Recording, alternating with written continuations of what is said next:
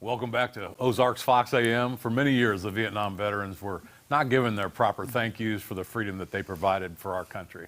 We've lost over 100,000, 114,000 Americans, Missourians, during the Vietnam conflict. And I'd like to welcome my dear friend, Dan Emrie, a Vietnam veteran and author, and just recently got back from a wonderful place in Washington, D.C. Danny, how are you? I am fantastic, and Thank you so much for having me. Our pleasure. This is, today's like, it's a holiday for veterans, I guess. It's like when I was coming over here, I stopped by and got an iced tea on the way over here, and I had 3 or 4 people at the convenience store say thank you for your service, and it just makes you feel so good. So I want to thank all of our veterans out there, men and women, who signed that check that gave their lives for their country, and it included giving your lives to your country. So enjoy your day, and thank you for your service. And by the way, and I'm shining a light particularly on Vietnam veterans. If you see one of those, it's not only thank you for your service, but welcome home. Absolutely. And if you say welcome home to a Vietnam veteran, you might see a tear. You might. Because we didn't get that when we came home. You're getting it now. Yeah. Branson's going to love you up. We've been loving you all week. Yeah. Dan, did you get drafted? Did you sign up? How did you get in this? I signed up and volunteered. As a matter of fact, one of the myths of Vietnam was that it was mostly people who got drafted that went to Vietnam, and actually over 2/3 of the men and women that went to Vietnam volunteered to go, as I did. I volunteered to go. See, that's a fact that needs to be told. Yeah, true. Because they put such bad energy on the draft. Yeah. But they're American volunteer spirit that Yes. I know you and your family possess. Yes, yes. Absolutely. Thank Listen, we could really talk for Hours. an hour Absolutely. or more about this. Yeah. So, Dan, let's get right to it. What do you have here, first of all? What'd you bring This us? old camera was the first camera I was issued. Wow. If you can see that, in Vietnam. It's the same type of camera that was used to photograph the flag raising at Iwo Jima. Wow. And Joe Rosenthal did that. And it was given to me, and I broke it right away. And I've kept it all these years. And this is the Kool-Aid. This is one of the Kool-Aid things that my mom would send me because the water was not very pleasant to drink over there.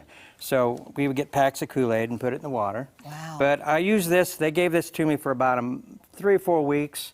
And then when they were satisfied that you knew what you're doing, then you got a Nikon Nikonus. Actually, I got a Topcon camera first. Then you advanced on, and eventually I went and bought my own Leicas over there to use for my photography. Right. That's So my incredible. job over there was to show America what those boys were going through. That was totally, and to this day, it's to honor those guys that were out going over the wire, going into the jungles.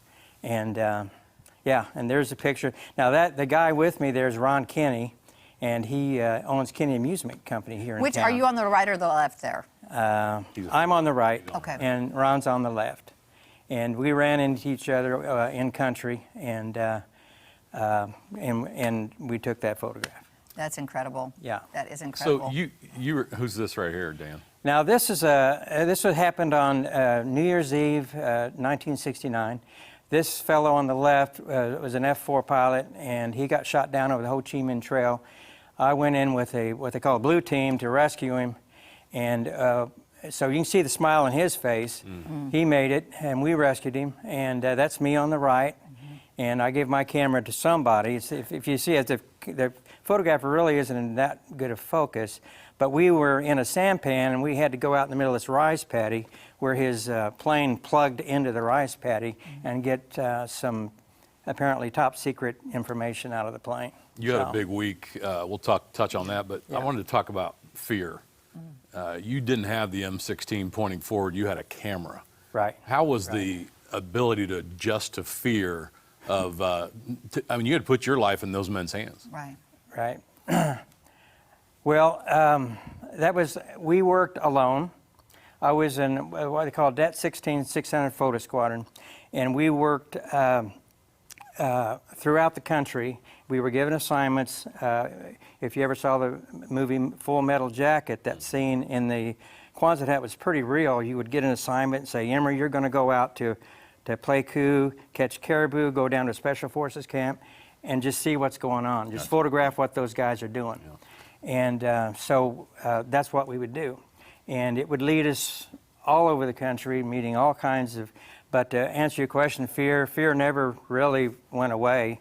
I was amazed at the guys that faced it every single day, and the guys that would put their lives on the line for each other. Speaking of, you went and saw some of those men that didn't make it home this week. Yes, Tell me about that. I did. That was an amazing.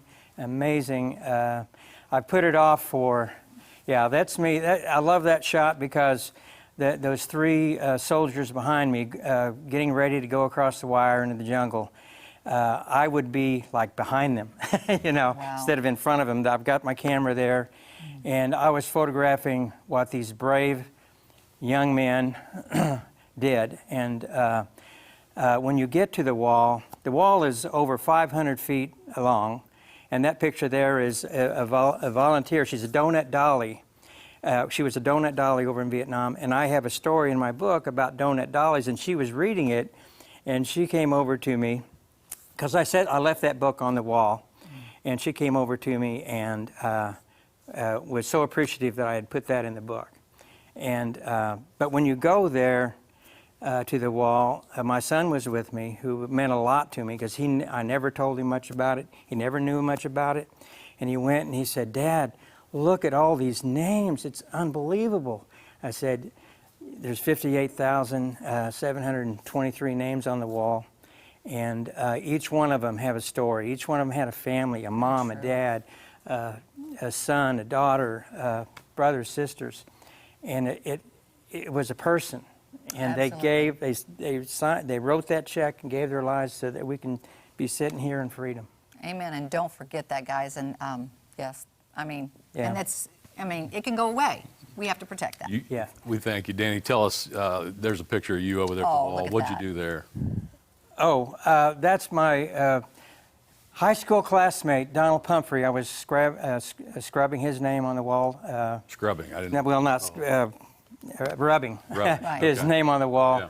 And he died over there in 1968, and Donald Pumphrey. And he was a dear friend of mine in high school. And another name on the wall was Alan Curtis, who was my hooch mate, that he went out and he didn't make it. And I've been waiting a long time to go and honor those guys. Dan, thank you so much for being here and for your service. And we could listen to your stories all day. And he's also an author, guys. Here's a book that he wrote. Where can people get this, Dan, if they'd like to? They'd have to they're sold out, and I don't have any. I'm going to order some more because a lot of people on the wall wanted to. I did want to make a special shout out to my good friend, Greg McManus. He flew Cobra gunships over there, got shut down many times, and I wished he could be here because he's a true hero, and who knows how many lives that man saved. An awesome friend. Yeah, Greg's one of the good guys here in Springfield. One of the good guys. Yeah, for sure. You're a hero. Thank you so much. Dan, thanks for the freedom you provided, brother. Thanks for coming in. Thank you so much. Happy Veterans Day. When we come back, Kirk's going to tell us what's happening in Branson for Veterans Day and beyond. We'll be back right after this.